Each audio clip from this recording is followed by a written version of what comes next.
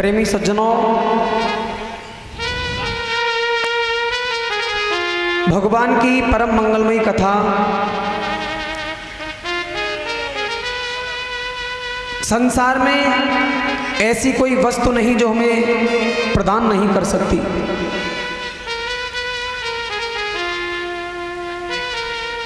जो 16 वर्ष के सुखदेव जी हैं ना, परम वैरागी हैं।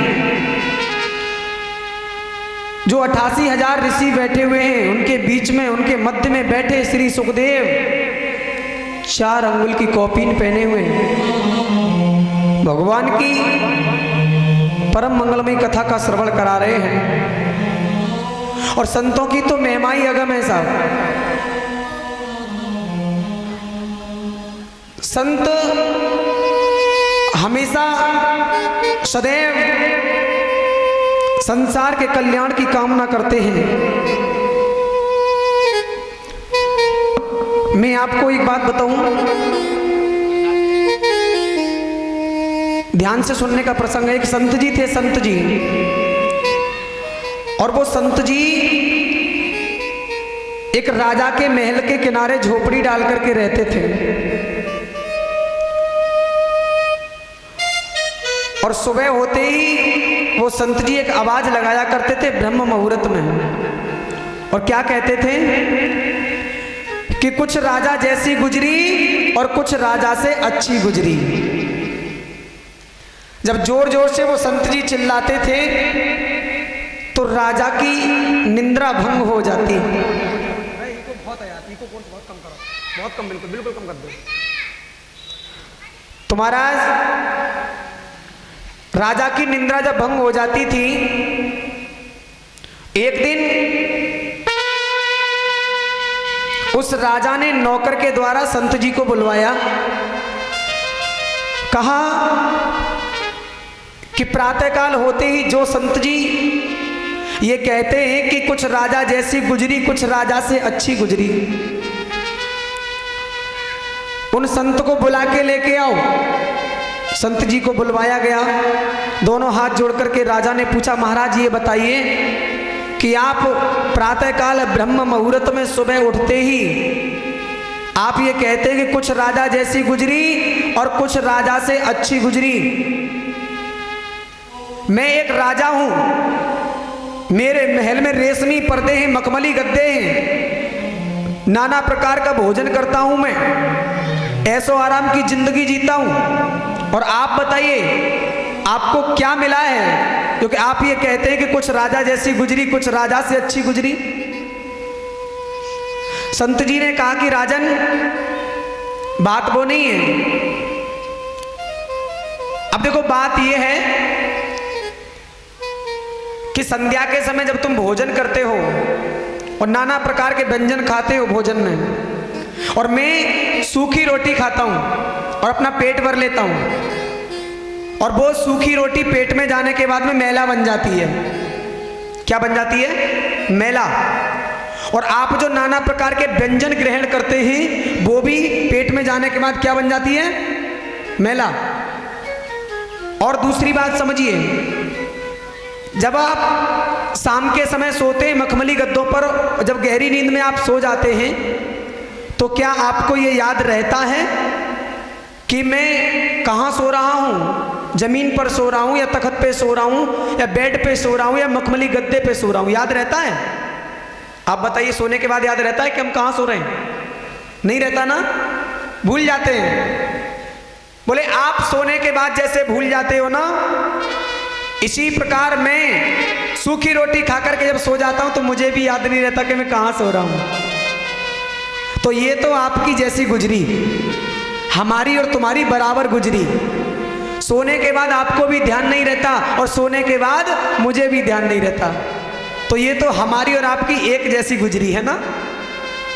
अब तुमसे अच्छी कैसी गुजरी वो सुनो।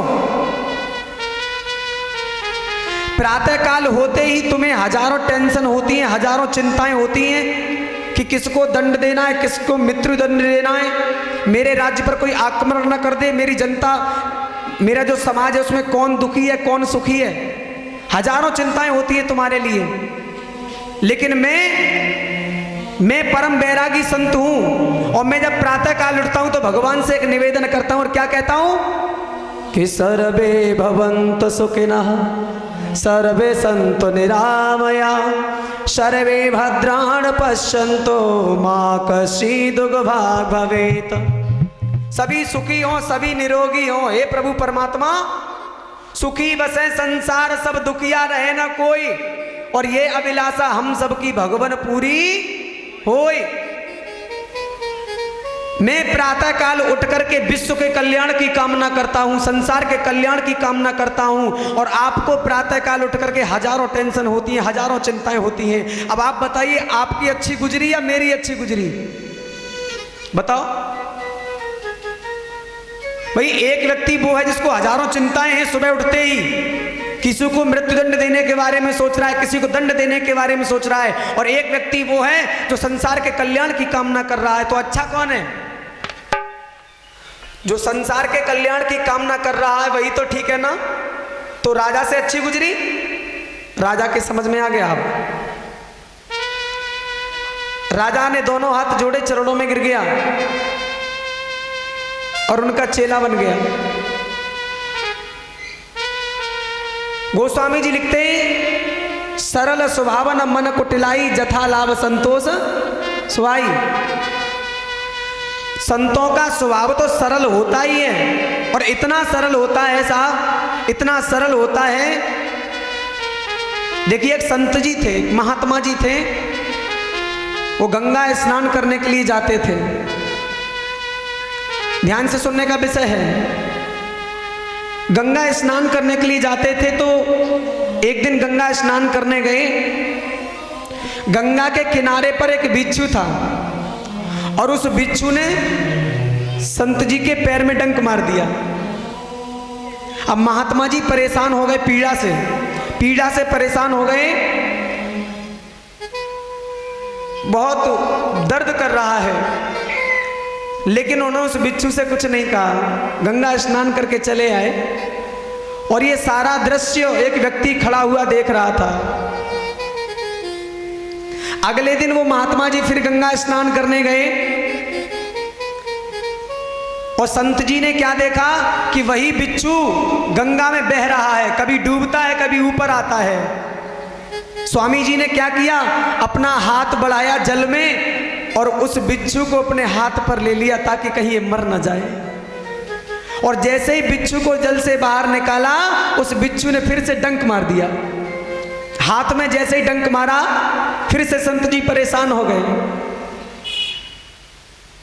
और वो जो पुरुष है ना, जो देख रहा था दूर से, श्रीमान जी, वो संत जी के पास आया और आकर के बोला, महात्मा जी एक बात बताइए, मैं एक बात नहीं समझा। कल बिच्छू ने आपके पैर में डंक मारा, आपने कुछ नहीं किया, और आज ये बिच्छू जब जल में बह रहा था, डूब रहा था, जिंदगी और मौत से लड़ रहा था, फिर आपने इसकी जिंदगी बचाई, और फिर भी आप इसने आपके डंक मार दिया, और फिर भी आपने इसको बचाया।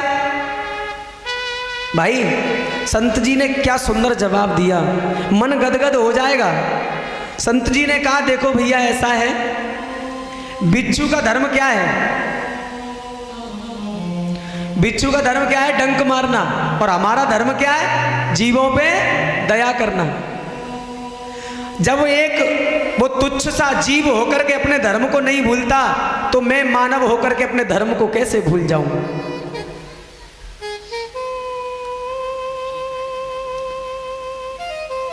तो ये होता है संतों का जीवन। प्राणी पर दया करो,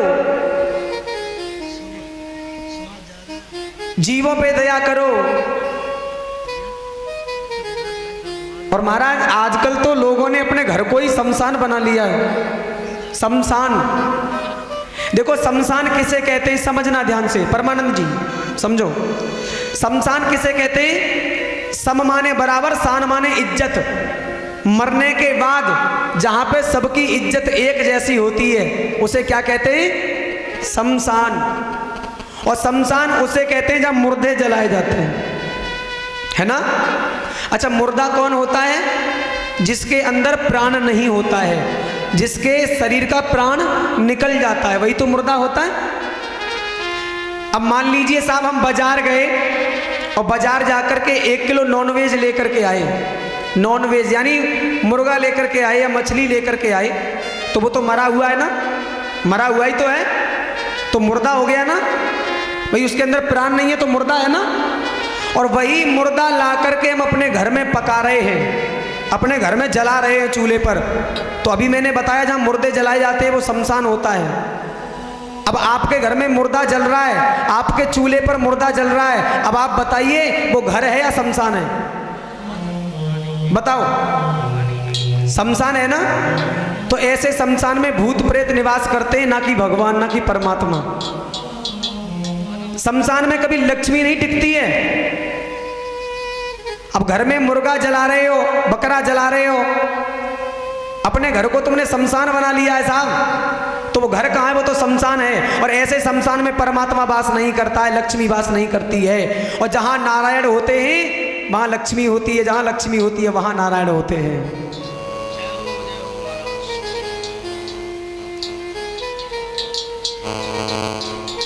इस शरीर को हमने गटर बना लिया है,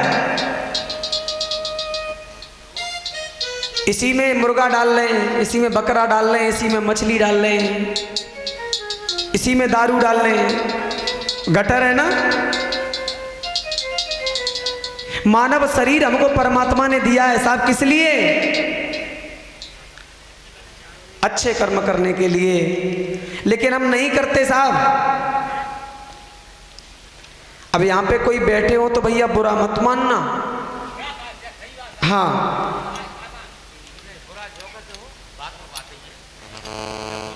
तो मानव का शरीर हमें जो मिला है ये बड़े भाग्य से हमको मिला है, क्योंकि गोस्वामी जी ने लिखा है कि बड़े भाग्य मानुष तन पावा, सुर दुर्लभ सद ग्रंथन गावा। सुर माने देवता, दुर्लभ माने कठिन। जो शरीर आज हमें मिला है, ये शरीर देवताओं को भी मिलना कठिन है साहब। वो शरीर हमको मिला है और हम इस शरीर की इज्जत नहीं करना जानते। हमने इसको गटर बना लिया। अभी भी देखिए वक्त बहुत है, अगर सुबह का भूला हुआ व्यक्ति रास्ता शाम को घर वापस आ जाए तो उसे भूला हुआ नहीं कहते हैं साहब। तो अभी भी मान जाओ, अभी भी समझ जाओ, कुछ नहीं बिगड़ा है।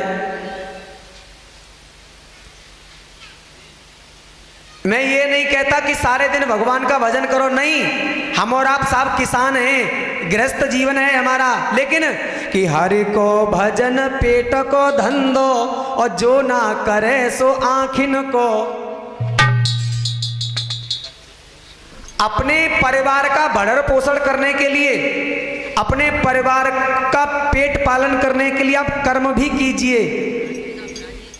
उस कर्म को करने के साथ साथ थोड़ा बहुत सुबह शाम परमात्मा का नाम ले लिया करो। और ज्यादा भजन नहीं कर पाओ तो शाम को लेटते समय हाथ जोड़ के भगवान से ये कह दिया करो कि हे प्रभु, धन्यवाद है तुझे, तूने हमें मानव का शरीर दिया है। और सुबह से लेकर के शाम तक न जाने अनजाने में हमसे कितने जीवों की हत्या होती है, कितनी चींटी मर जाती है, कितने चींटा मर जाते हैं, खेत में न जाने कितने जानवर मर जाते हैं। अब प्रभु मुझे क्षमा करना, ये मेरा कर्म है, मैं क्या करूं? कम से कम इतना तो कह ही सकते हो ना। एक कवि ने बड़ा सुंदर भजन लिखा है साहब,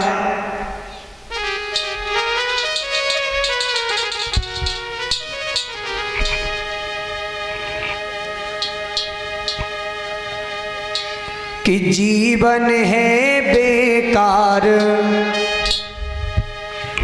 देखिए हमारे एक बाबा थे जिनका नाम था ब्रह्मलीन श्री दूलेराम महात्मा जी।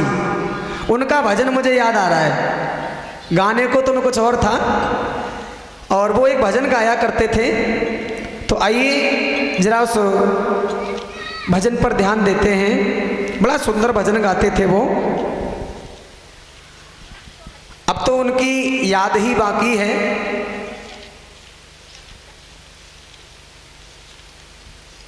उन्होंने एक भजन गाया,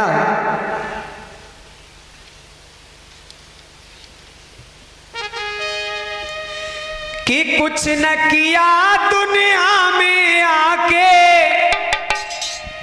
हो कुछ न किया दुनिया में आके, तेने निस दिन पाप कमाया, सो बंदे तेने हीरा सो जन्म गमाया रे, सो बंदे तेने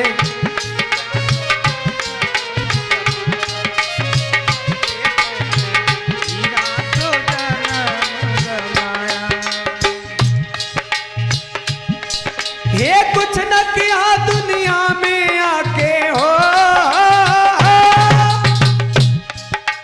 कुछ न किया दुनिया में आके, निस दिन पाप कमाया, सो बंदे तेने हीरा सो जन्म गमाया रे, सो बंदे तेने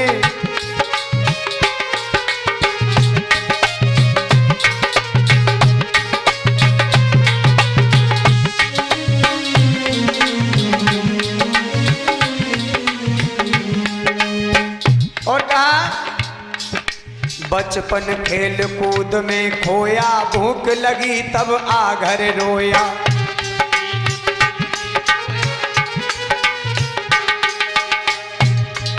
अरे बचपन खेल कूद में खोया, भूख लगी तब आ घर रोया।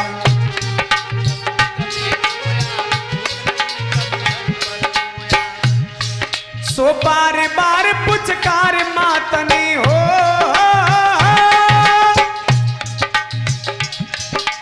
बार बार पुचकार मात ने गोदी में बैठाया, सो बंदे तेने हीरा सो जन्म गमाया रे, सो बंदे तेने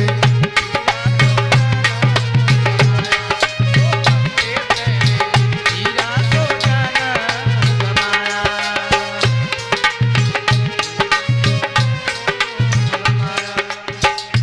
और भैया अरे तरुण हुआ घर आई नारी, प्राणों से भी लागे प्यारी, हुआ तो आई नारी, प्राणों से भी लागे प्यारी। अगर पत्नी से माँ कुछ कह देती है ना, तो क्या कहता है, बूढ़ी हो गई है कम बोलो करो, चुपचाप रोटी खानी हो तो खा लो, नहीं तो अलग बनाए खाओ। कैसा जमाना आ गया साहब।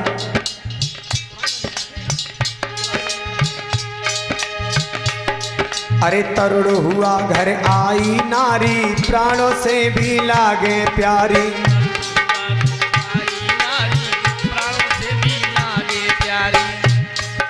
भोग विषय में फंसा बेहतर है, अरे भोग विषय में फंसा बेहतर है, सारा ज्ञान भुलाया, सो बंदे तेने हीरा सो जन्म गमाया रे, सो बंदे तेने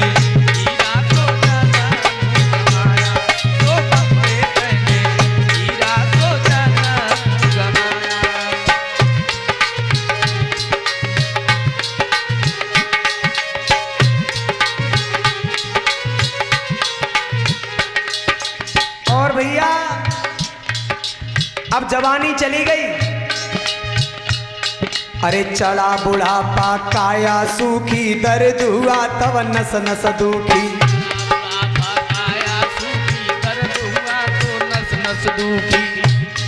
बुढ़ापा आ गया, शरीर दर्द करने लगा। मैंने बताया था ना उस दिन कि जवानी में जो व्यक्ति झुक करके चलेगा बुजुर्गों के सामने, वो बुढ़ापे में कभी उसकी कमर नहीं झुकेगी, और जो जवानी में बुजुर्गों के सामने सीना तान के चलेगा, उसको तो बुढ़ापे में जाके झुकना ही है। अरे चढ़ा बुढ़ापा काया सूखी, दर्द हुआ तब नस नस दुखी,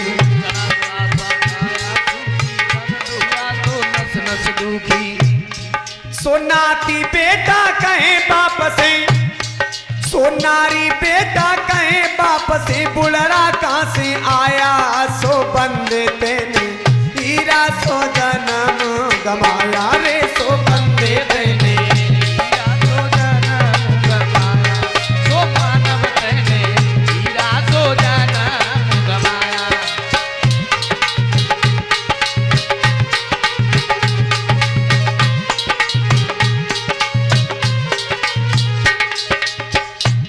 कवि लिखता है, अरे मूर्ख मनुआ क्यों ललचाया, अरे यार कैसा पछताया,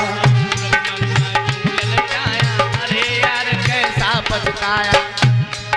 आज उसी शरीर का क्या हुआ, सो रूप राम चल रही होली सी, अरे रूप राम चल रही होली सी, तेरी सुंदर काया, सो बंदे तेने हीरा सो जन्म गमाया रे, सो बंदे तेने हीरा सो जन्म गमाया, सो बंदे तेने हीरा सो जन्म गमाया, सो बंदे तेने हीरा सो जन्म गमाया।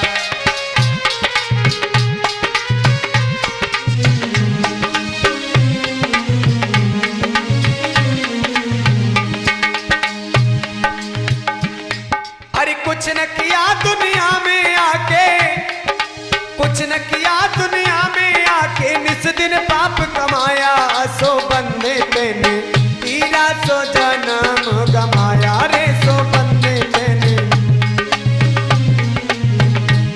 सो बंदे तेने हीरा सो जन्म। बोल गोविंद भगवान की जय। अच्छा एक बात और बताएं, जैसे कि अब कुछ लोग कहते हैं साहब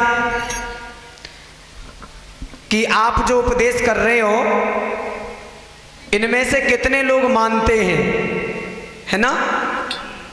अब देखो मानो ना मानो खुशी आपकी, हमको तो मुर्गा समझ लीजिए, हम तो मुर्गा हैं। अब मुर्गा क्यों है आपको ये भी बता दें, मुर्गे का काम क्या होता है, सुबह ही सुबह बोलना, लोगों को जगाना, है ना। अब कोई जगह या न जगह ये मुर्गा की गारंटी नहीं है, सत्य बात है स्वामी जी। भाई ये मुर्गे की गारंटी थोड़ी है कोई जगह या न जगह, उसका काम है सुबह को बोलना, लोगों को जगाना। अब मेरा काम है चिल्ला चिल्ला करके बताना, अब कोई माने या न माने ये मेरी गारंटी नहीं है, ये तो श्रोताओं के ऊपर डिपेंड करता है। अभी देखिए भागवत किसे कहते हैं, लोग कहते हैं कि भागवत में क्या रखा है, भागवत क्या है, क्या होता है भागवत से, भागवत की डेफिनेशन क्या है, व्हाट इज डेफिनेशन। भागवत एक वेदांत टीका है, 4 वेद हैं हमारे, और वेदों की भाषा इतनी कठिन है जो कि हर व्यक्ति वेदों को पढ़ नहीं सकता, ना ही समझ सकता। इसलिए वेदों को सरल करने के लिए 6 शास्त्र बना दिए। अब वो भी हमारे समझ में नहीं आए, फिर 6 शास्त्रों से 18 पुराण व्यास जी ने बना दिए और सरल कर दिया। अब फिर भी समझ में नहीं आए तो महाराज क्या करें। अभी आप कथा श्रवण कर रहे थे पूतना के बारे में, है ना, पूतना वाली कथा चल रही थी ना। तो देखिए सबसे पहले समझ लीजिए कि पूतना किसे कहते हैं। पूतना, पूतना किसे कहते हैं, पूत धन्ना, जिसका कोई पुत्र ना हो, क्या उसे पूतना कहते हैं, नहीं, जिसका तन पवित्र ना हो उसे पूतना कहते हैं। क्योंकि पूतना पवित्र नहीं थी, अपवित्र थी। भागवत में श्लोक आया है, पूतना लोक बालघातिनी राक्षसी रुधिरासना जिंघाम सयामि हरये स्तनयम दत्त्वायपि सद्गतिम। पूतना लोक बालघातिनी राक्षसी, पूतना छोटे छोटे बच्चों का वध करती थी, राक्षसी थी। रुधिरासना, रुधिर माने होता है क्या, खून, रक्त। तो जो रक्त का पान करती हो, जो खून को पीती हो, छोटे छोटे बच्चों को मार के, उसका शरीर कैसे पवित्र हो सकता है। पूतना जब गई भगवान श्री कृष्ण के पास तो भगवान कृष्ण ने अपने नेत्रों को बंद कर लिया। सनिनील तेक्षण, अपने नेत्रों को बंद किया। अच्छा, कुछ लोग कहते हैं क्या भगवान डर गए इसलिए पूतना से नेत्रों को बंद कर लिया? नहीं, भगवान डरे नहीं। अब आध्यात्मिक रूप से देखेंगे, पूतना कौन है? अविद्या, माया। पूतना जो है वो अविद्या है, और भगवान के सामने अविद्या टिक नहीं सकती। और जब अविद्या टिकेगी नहीं तो फिर लीला कैसे होगी? इसलिए भगवान ने नेत्रों को बंद कर लिया, ताकि अगर मेरे नेत्र खुले रहेंगे तो अविद्या टिकेगी नहीं, तो लीला नहीं बढ़ेगी। अलग अलग भाव हैं। कुछ लोग कहते हैं कि नेत्र बंद इसलिए कर लिए कि जो मुक्ति बाद में मां यशोदा को देंगे भगवान श्री कृष्ण, आज वही मुक्ति पूतना को देने वाले हैं। क्योंकि पूतना को मां बनाया भगवान ने। स्तनपान कौन करता है? एक शिशु। एक शिशु तो अपनी मां का स्तनपान करता है। तो ठाकुर जी ने पूतना का स्तनपान किया तो वो मां हो गई ना। तो इसलिए उन्होंने नेत्र बंद किया कि जरा देख लूं मेरे लोक में कोई सीट खाली है कि नहीं है पूतना के लिए, क्योंकि मैंने इसको मां तो बना लिया, अब इसको सदगति भी देनी है ना, परम धाम भी देना है। या तो ये समझ लीजिए कि इसलिए नेत्र बंद कर लिए भगवान कृष्ण ने कि मन ही मन में वो रुद्र भगवान का ध्यान कर रहे हैं, भोले बाबा का ध्यान कर रहे थे कि हे भोले शंकर, आपको जहर पीने का बहुत एक्सपीरियंस है, आपने बहुत जहर पिया है, और हम आए हैं माखन मिश्री खाने, हम जहर पीने थोड़े ही आए हैं, और ये पूतना मौसी आई है हमको जहर पिलाने। अब आप एक काम करो, आकर के मेरे हृदय में बैठ जाओ, जहर जहर तुम पी लेना और दूध दूध हम पी लेंगे। या तो ये समझ लीजिए, ये विचार कर रहे थे भगवान नेत्र बंद करके। और भगवान ने पूतना का स्तनपान करते करते उसकी इंद्रियों को खींचने लगे, सारी इंद्रियां शिथिल हो गई। कृष्ण को लेकर के पूतना आकाश में उड़ गई, और जब उसके प्राण निकलने लगे तो कहती है लाला छोड़, लाला छोड़। तो छोटे से कन्हैया बोल पड़े और कहने लगे मौसी, हम जिसको एक बार पकड़ लेते हैं उसको छोड़ते नहीं हैं। हाँ, फिर तो उसको किनारे से लगा के ही छोड़ते हैं। आज तुमको किनारे से लगा के तभी छोड़ेंगे। तो श्री सुखदेव जी समझाते हैं, पूतना की जब मृत्यु हो गई तो सभी गोकुल वाले दौड़ दौड़ के आए। भागवत में लिखा है कि पूतना का इतना बड़ा शरीर था, कुल्हाड़ियों से काट काट के उसके शरीर को छोटी छोटी चिताएं बनाई, और जब उसकी चिताएं जलाई तो महाराज उस चिता में से सुगंधी आ रही है। और सुगंधी क्यों आ रही थी? वो तो राक्षसी थी, दुर्गंधी आनी चाहिए। क्यों? क्योंकि मेरे ठाकुर कृष्ण ने स्तनपान करके पूतना का शरीर पवित्र कर दिया, इसलिए उसकी चिता से सुगंधी आ रही है। अब गोकुल वासियों ने यशोदा से कही कि मैया देख, तेरे लाला ने या पूतना को दुग्धपान कियो, और सुन तेरो लाला अपवित्र है वो या राक्षसी को छुई लियो, अब अपने लाला को पवित्र करो या की नजर उतार दे। अब बूढ़ी मैया यशोदा बोली, देख बुढ़ापे में तो लाला मिलो, मैं कहा जानू कैसे नजर उतरे हैं। और माताएं जब नजर उतारती हैं अपने बच्चे की, अरे साहब देखो आप हैं, वो सिलबटना लेके ऐसे ऐसे ऐसे ऐसे करके ऊपर उतारती हैं। और भगवान की कृपा से कहूँ वो सिलबटना गिर पड़ो लल्ला के ऊपर तो ना नजर रहेगा ना नजर बारो, दोनों ही साफ। फिर वो नॉन राई करती हैं, मिर्च लेकर के ऐसे ऐसे करके वो चूल्हे में ऐसे डाल देती हैं, खुद भी परेशान पड़ोसी भी परेशान। अब देखिए, मैं ये तो नहीं कहता कि नजर होती है या नहीं होती है, लेकिन इतना जरूर कहूंगा कि ये माँ का वात्सल्य प्रेम जरूर होता है। माँ का ये वात्सल्य प्रेम है। सुबह को बच्चा दूध ज्यादा पी ले, शाम को कम पिए, तो माँ के मन में कहीं ना कहीं ये विचार आ जाते हैं कि पड़ोस वाली वो बैठी रही, भाई ने नजर मार दी, इसलिए मेरे लल्ला ने शाम को दूध कम पियो है। फिर वो शाम को वो ऐसे ऐसे करके वो बत्ती बनाती है ना उसकी काय की, बोलो, हाँ सरसों के तेल की बत्ती जलाती हैं, फिर में से वो ऐसे ऐसे करके तेल टपकता है तो नजर उतारती हैं। अब नजर होती है या नहीं होती है ये मुझे नहीं पता, लेकिन मां के हृदय में वात्सल्य प्रेम जरूर होता है। अब देखो भगवान कृष्ण की नजर मैया ने कैसे उतारी सभी गोकुलवासियों ने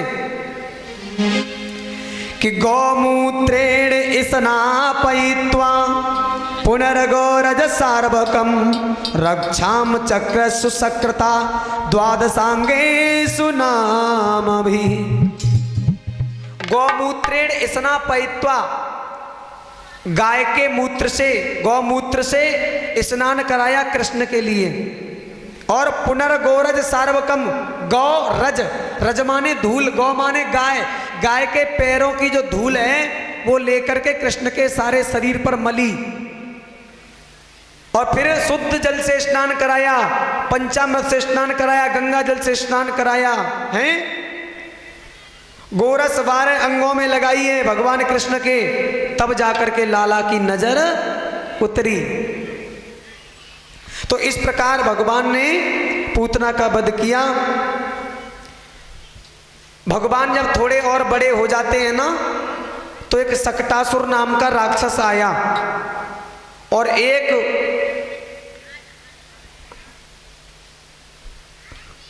उत्सव मनाया जाता है करवट बदलने वाला। बच्चा जब अपने आप करवट बदलता है ना तो उसे उत्सव के रूप में मनाते हैं वृंदावन में।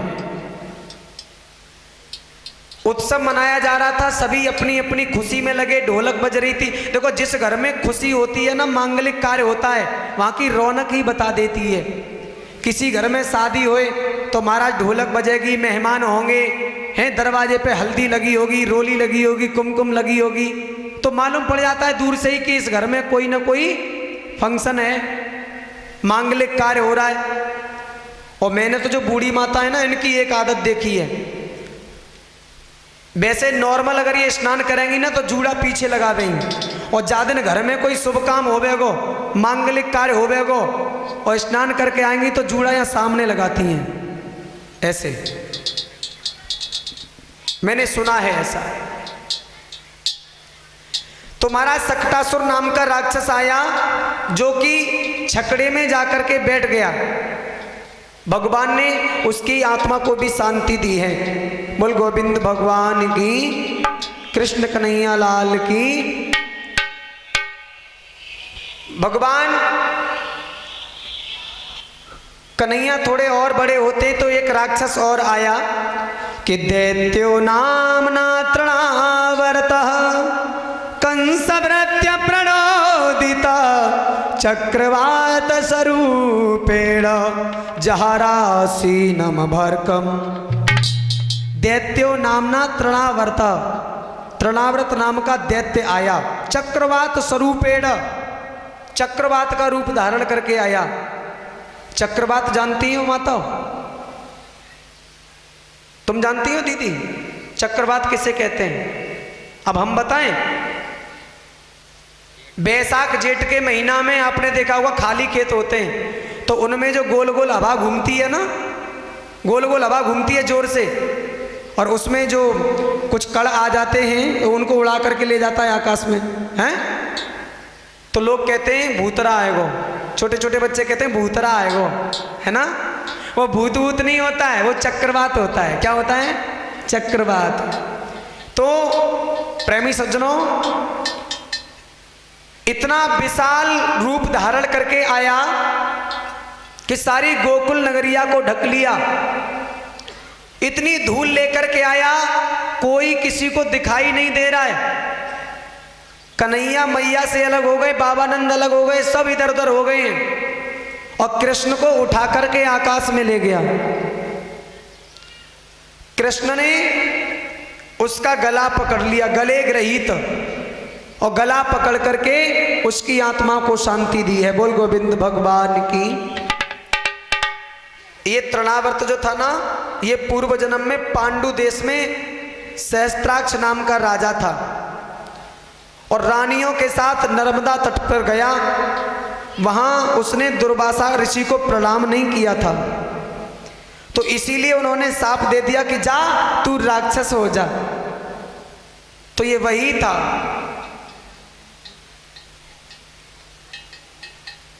आगे श्री सुखदेव जी बताते हैं कि भगवान कृष्ण का नामकरण संस्कार हुआ कि गर्गः पुरोहितो राजन यदुनाम सुमहात्प ब्रजम जगाम नंदस्य वसुदेव प्रचोदितः।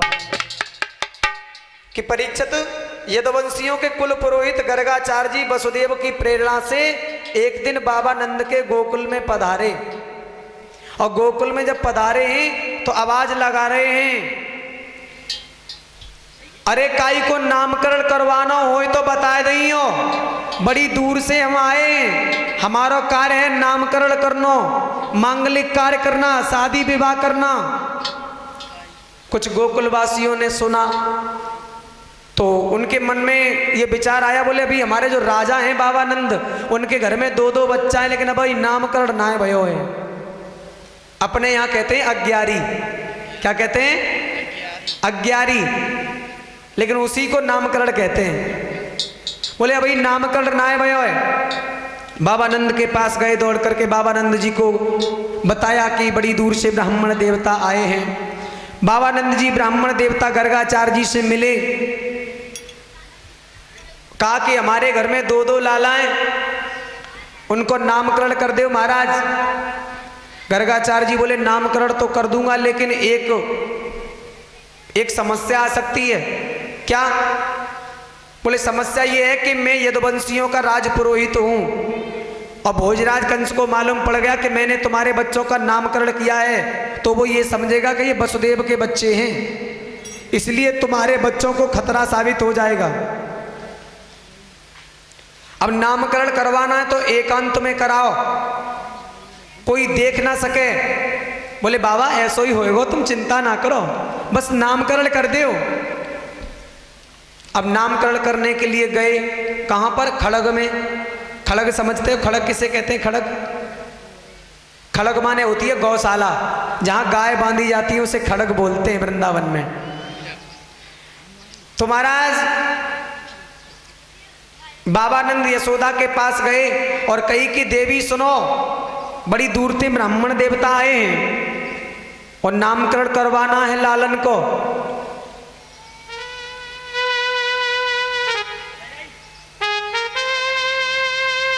अब मैया यशोदा बोली सुनो महाराज, जा दिन मेरे लाला को नामकरण होएगा ना, बाद में पूरे वृंदावन को चूल को नौतो दूंगी।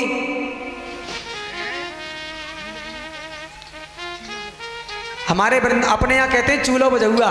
क्या कहते हैं? चूलो बजौआ। एक वृंदावन में कहते हैं चूल का न्योता। भैया सारे घर को चूल को न्योता है, मतलब चूल्हा मत जलाइयो, पूरे घर को है। अपने यहाँ कहते हैं चूलो बजौआ, अलग अलग तरीके से अपने अपने सब होते हैं तो कहते हैं, है ना। तो बोली जा दिन मेरे लाला को नामकरण होएगा, बाद दिन चूल को नौता दूंगी। और ये महाराज बाबानंद बोले देवी जी कहा कर रही हो, अगर ऐसा किया तो हमारे बच्चों को खतरा हो जाएगा भोजराज कंस से, इसलिए एकांत में नामकरण करवाना है।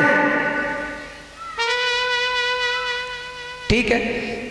अब जो रोहिणी जी है ना, रोहिणी और यशोदा आपस में सलाह करने लगी। बोली जी हमें तो दिखे कोई जी खड़िया पलटन बाबा है, सच्चो मुच्चो बाबा ना है, 250 तो अकेले में नामकरण करेगो। अच्छा एक काम कर, या बाबा की परीक्षा ले लो, देख तो ले जी सच्चो मुच्चो बाबा है कि खड़िया पलटन है। सो महाराज माताओं ने चालाकी कर दी गर्गाचार्य जी के साथ में। और चालाकी क्या कर दी? जो यशोदा को लाला है वो रोहिणी ने ले लो, और रोहिणी को लाला यशोदा ने ले लो। अब बाबा के सामने बैठ गई, और बाबा ने जैसे ही देखो सो गर्गाचार्य जी मुस्कुराए और बोले सुन मैया, तेरी गोद में जो लाला है ना, तेरो ना कहीं दूसरी को है।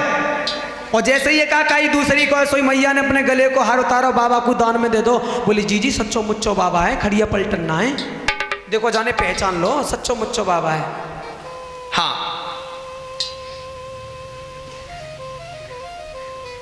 तो अब तो जो यशोदा का है, यशोदा ने अपना लाला ले लिया, रोहिणी ने अपना ले लिया, नामकरण होने लगा। अब बड़ा कौन है? बड़ा कौन है? रोहिणी का लाला। तो पहले उसका नाम रखा गया कि अयम हि रोहिणी पुत्रो रमयना सुहतो गुणा आख्यास्ति राम इति बलाधिक्याति बलम विदो। हे रोहिणी, तुम्हारा जो लाला है ना, या को नाम होएगा बलराम। क्या होगा? बलराम। इसके अंदर अधिक बल होगा, अधिक बल होने के कारण इसका नाम होगा बलराम। और एक नाम और है संकर्षण। ये किसी दूसरे के गर्भ से खींच करके तुम्हारे गर्भ में डाला गया है, इसलिए इसका नाम होगा संकर्षण। बोलिए बलराम भगवान की जय। अब बारी आई यशोदा के लाला के नामकरण की। तो महाराज गर्गाचार्य जी ने जैसे ही यशोदा के लाला की तरफ देखा ना, सो उनकी तो त्राकट समाधि लग गई, आंखें खुली रह गई, सांस लेना बंद कर दिया, पलकें झपकाना बंद कर दिया। इसको कहते हैं त्राटक समाधि। त्राटक समाधि लग गई बाबा की। और उस छोटे से लाला में भगवान नारायण दिखाई दे रहे। यशोदा के छोटे लाला में भगवान चतुर्भुज रूपधारी नारायण दिखाई दे रहे हैं। काफी समय हो गया, आंखें खुली हैं, सांस नहीं चल रही है, पलकें नहीं झपका रहे हैं। तो मैया ने कही रोहिणी से, यशोदा बोली जी जी देखियो बाबा को का है वो, हमें तो दिखे बाबा जी पधार गए, और जी जी कहीं ऐसो है गो तो हमें दोष लग जाएगा कि बाबा नंद के यहाँ ब्राह्मण की हत्या है कि ब्रह्म हत्या को दोष लगे हो। अब बाबा नंद ने गर्गाचार्य जी के आंखों के सामने ऐसे ऐसे करके किया। अब बाबा होए तो बोले, बाबा की समाधि लगी है, बाबा दर्शन कर रहे हैं ठाकुर जी के, भगवान नारायण के दर्शन कर रहे हैं। सो कंधे पकड़े जोर से, और कंधे पकड़ के जोर से हिलाया, और जैसे ही जोर से हिलाया बाबा की समाधि भंग हुई। थोड़ी शरीर में जान आई। मैया बोली महाराज हमने तो जानी तुम पधार गए, अच्छा भयो भगवान तुम अच्छे खासे बैठे हो, अब जे बताओ मेरे लाला को नाम का है। गर्गाचार्य जी बोले सुन ले, तेरो लाला तो साक्षात सोई भगवान जो गोद में लेटे ना, आंखों ही आंखों में सारा कर दिया, ए बाबा का पोल खोले हो, तूने पोल खोल दी तो समझ ले सब गड़बड़ हो जाएगा। आंखों ही आंखों में इशारा कर दिया कि गलती से ये भी मत कह देना कि तेरो लाला भगवान है, और तूने कह दी तो मुझे अपनो लाला नहीं मानेगी। जैसे सोदा एक अलमारी में बिठाल देवेगी, और सुबह शाम चनौरी चढ़ा देव करेगी, नेक नेक जल के छीटा लगा देगी, बाई ते भोग लगे हो, और मैं आया हूं माखन मिश्री खाने। इसलिए गलती से भी ये मत कह देना कि तेरो लाला भगवान है। सो गर्गाचार्य जी बात बदल करके बोले तेरो लाला तो साक्षात गुणन को भंडार है। कहने वाले थे कि साक्षात भगवान का अवतार है, कह दिया कि साक्षात गुणन को भंडार है। और तेरे लाला को नाम आसन वला स्त्रियो हास्य ग्रहतो अनुयुगम तनु सुकुलो रक्त स्ततापीत इदानीम कृष्णाम ताम गतः। तेरे लाला को नाम होएगा कृष्ण। क्या नाम होगा? कृष्ण। और सुन ले मैया, तेरे लाला को एक नाम और होएगा वासुदेव। मुझे ऐसा लगता है कि पहले कभी वसुदेव का पुत्र रह चुका है। अब जे ना कही कि वसुदेव कोई पुत्र है, अगर जे कह देंगे तो सब गड़बड़ हो जाएगी ना। जो भेद जो है ना वो खोला नहीं, भेद को नहीं खोला, ये कह दिया कि पहले कभी तेरो लाला वसुदेव का पुत्र रह चुका है, इसलिए इसका नाम वासुदेव रखा जाएगा। तेरे लाला को दुनिया वाले वासुदेव भी कहेंगे। लाला के दो नाम हैगे ना, एक कृष्ण और वासुदेव। आगे की लीलाओं में जैसे जैसे लीलाएं करते गए भगवान अलग अलग नाम धारण करते गए हैं। तो इस प्रकार भगवान का नामकरण संस्कार हुआ है। बोल बाके बिहारी लाल की, बोल कन्हैया लाल की।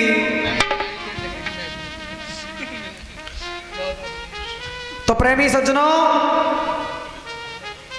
भगवान कृष्ण जब थोड़े बड़े होते हैं और घुटनों घुटनों चलने लगते हैं, तो एक दिन बाबा आनंद पूजा कर रहे थे। क्या कर रहे थे? पूजा। और पूजालय में पूजा कर रहे थे, तो आपको पता है ना, वो तुलसी के पास में जो रखे जाते हैं सफेद सफेद, कहीं कहीं काले काले होते हैं, चिकने चिकने, क्या कहते हैं उनको? शालिग्राम। क्या कहते हैं? शालिग्राम जी। अब कन्हैया घोटन घोटन चल के गए और वो शालिग्राम जी उठाए और उठाए के मुंह में गप्प कर ले। मुंह में रख लिए कन्हैया ने वो शालिग्राम जी।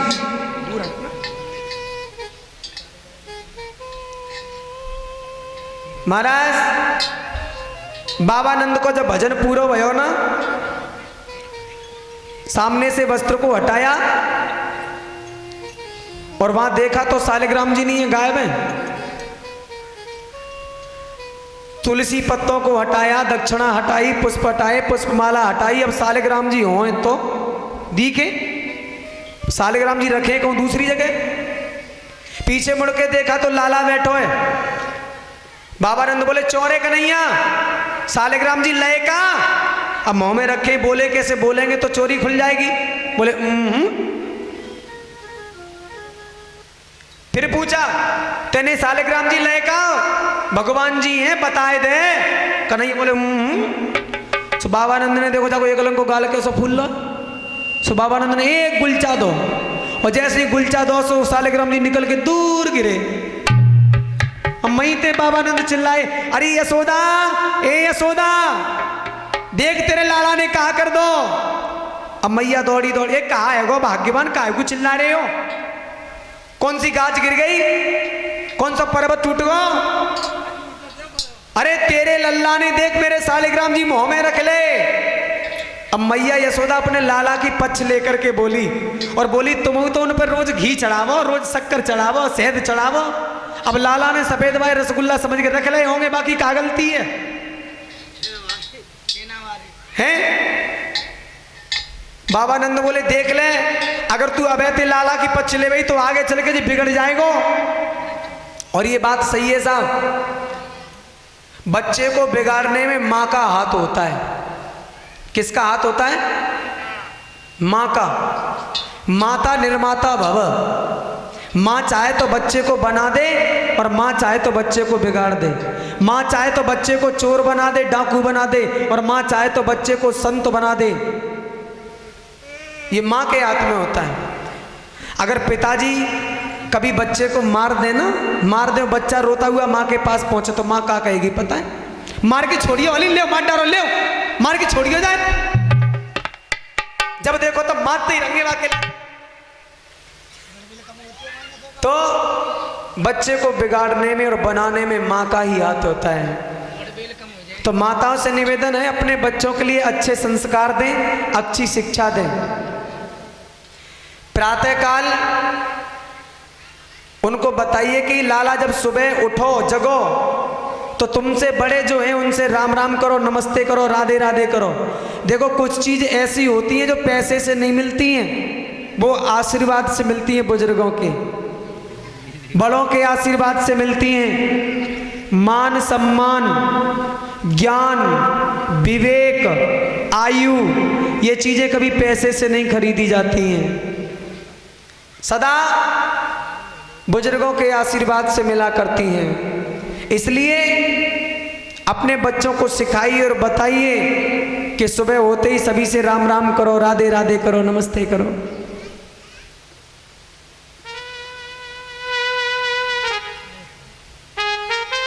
तो महाराज एक दिन भगवान कन्हैया जब बड़े हुए ना, चलने लगे, तो उन्होंने क्या देखा कि उनके घर में कोई नहीं है। शून्ये चोर्यतः स्वयं निज ग्रहे हयंगवीन मणि स्तंभे स्वप्रतबिंबमीक्षत वस्त्रेव सार्धं भियः। एक दिन क्या देखे? शून्ये चोर्यतः। शून्य माने सूना। अपना घर जब सूना देखा तो चोर यथा स्वयं निज ग्रहे। अब देखो लाला चोरी करवे कहां से सीखता है बताओ? अपने घर से। बच्चा चोरी करना अपने घर से सीखता है। पहले तो कटोरी में नाच भर के ले जाएगा और कई एक बार ले जाएगा, जब वो बड़ा हो जाएगा ना फिर बोरा सरकावे हो। फिर माँ कहती है कि लाला चोरी करे तो बिगाड़ो किन्ने? मम्मी ने कटोरी भर के दे दी, ले जा लल्ला लॉलीपॉप ले आइए, हैं? लेकिन उसका परिणाम बहुत बुरा होता है। अब एक कटोरी में ले जा रहा, बड़ो है कि बोरा खींचे हो। तो भैया भगवान कृष्ण ने देखा कि मेरा घर खाली है,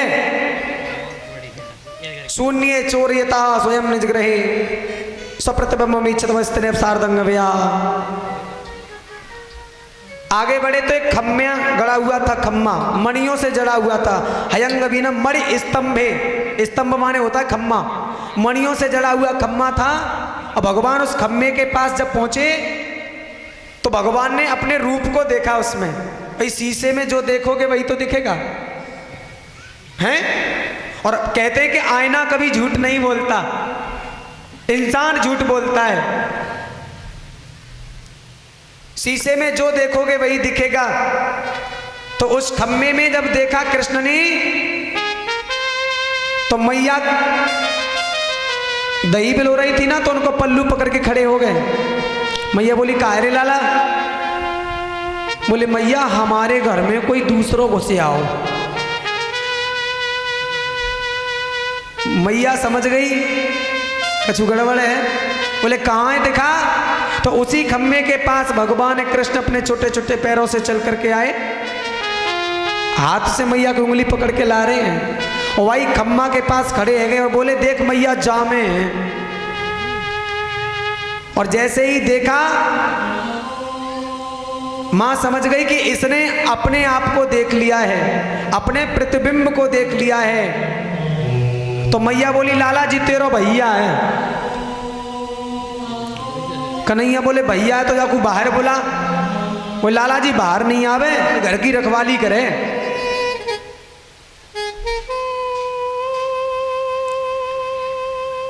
देखो एक बहुत पुरानी बात याद आ रही है। मैंने बुजुर्गों के मुंह से सुना है ऐसा। पहले शीशा नहीं थे, शीशा। बाबा ओ बाबा, पहले शीशा आते पहले के जमाने में? बताओ शीशा आते कि ना है? मैंने ऐसा सुना है कि पहले पुराने जमाने में जब शादी होती थी ना तो थाली में पानी भरकर बा में मांग काट के जाते। पहले शीशा नहीं थे, ऐसा सुना है मैंने। अब मुझे पता नहीं साहब ऐसा था या नहीं था। तो देखो शीशा जब पहली बार आया ना, पहली बार बन के आया तो श्रीमान जी शीशा लेके आए अपने घर और उस शीशे को देख लेते और मांग काट के अपने बिस्तर के नीचे रख देते थे शीशे को। तो एक दिन क्या हुआ कि उनकी धर्म पत्नी ने वो शीशा देख लो, वो शीशा देख लो।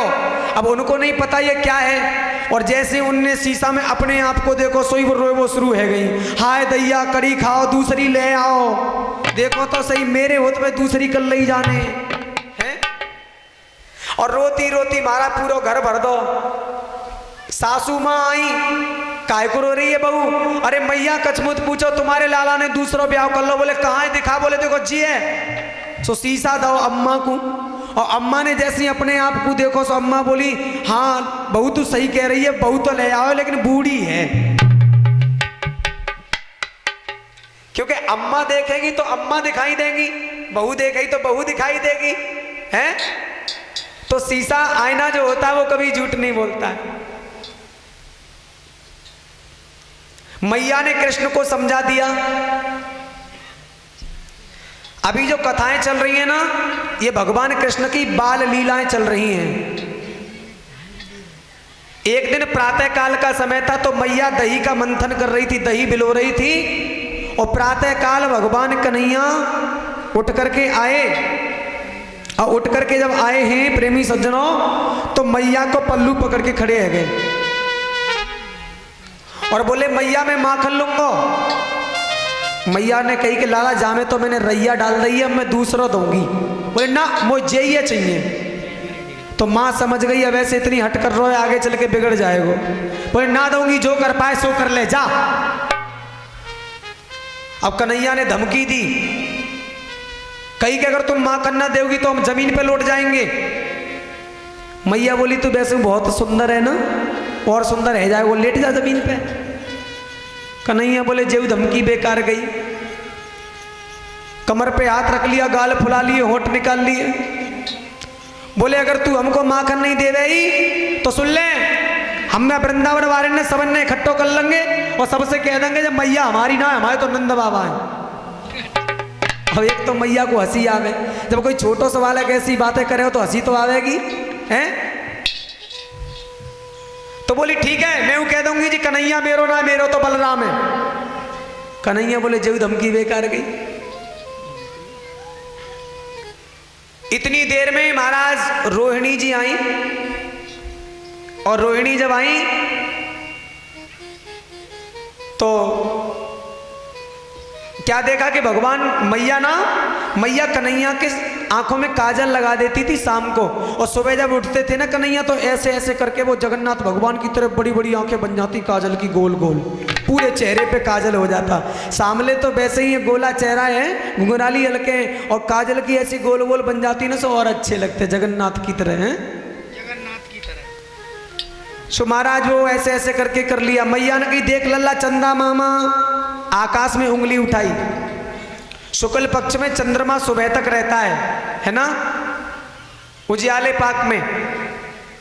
तो महाराज जब उंगली उठाई, अब वो माखन वाकन तो भूल गए, बोले हम तो चंदा लेंगे, हम तो चंदा लेंगे, चंदा लेंगे, चंदा लेंगे। अब तो चंदा के पीछे पड़ गए।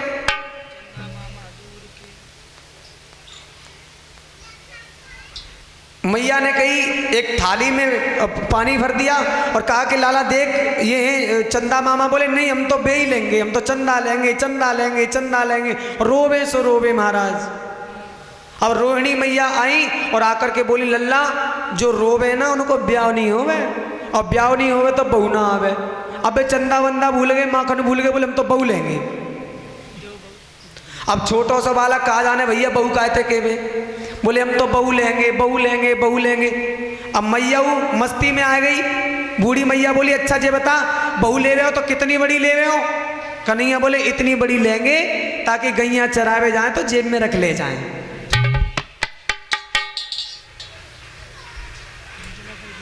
कन्हैया सके अच्छा अपना मुंह धोए के आ तो इत्या ब्याह हो गया, बहू आ गई।